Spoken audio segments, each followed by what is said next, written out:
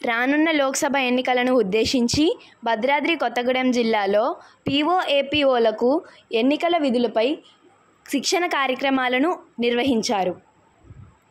ఈ కార్యక్రమాలు జిల్లా కలెక్టర్, జిల్లా ఎన్నికల అధికారి డాక్టర్ ప్రియాంక ఆలా నేతృత్వంలో కొనసాగాయి.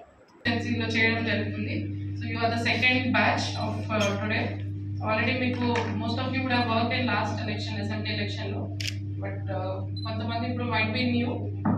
Most of the procedure for the conduct of poll, the statutory forms which have to be filled, and the other kind of the procedures which have to be followed during the poll are mostly the same. 80% remains the same.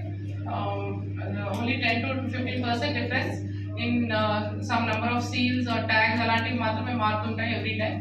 So even though you have attended trainings and you have done this duty many number of times, ఇప్పుడు మళ్ళీ you have to take this training very seriously. And ప్రతిసారి election duty అనేది it is there is some or the other point which is new, which you have to learn. It is not only to you, to us also who is standing this side of the stage, because every time there is some corrections, there are some new measures. General election to Lok Sabha 2024 లో భాగంగా ఈరోజు training program మన government degree college పాల్వంచలో schedule చేయడం జరిగింది. 2 days training program for Bhadrachalam కాన్స్టిట్యున్సీలో post అయిన all POs and ఏపీఓస్కి ఈరోజు ఇక్కడ ట్రైనింగ్ ఆర్గనైజ్ చేయడం జరిగింది. ఇది 2 day ప్రోగ్రామ్. సో నిన్న ఇవాళ ఈ ప్రోగ్రామ్ అనేది జరుగుతుంది. సో మన దగ్గర ఈరోజు అబౌట్ 260 మెంబర్స్ ఈ ప్రోగ్రామ్ని అటెండ్ అయ్యారు.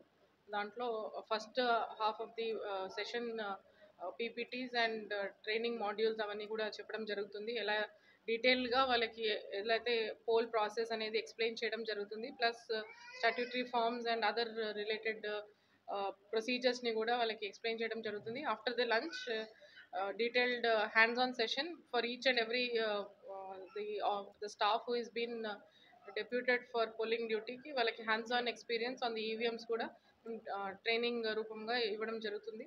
సో ఈరోజు దీంట్లో భాగంగా ఈరోజు గవర్నమెంట్ డిగ్రీ కాలేజ్ని విజిట్ చేయడం జరిగింది.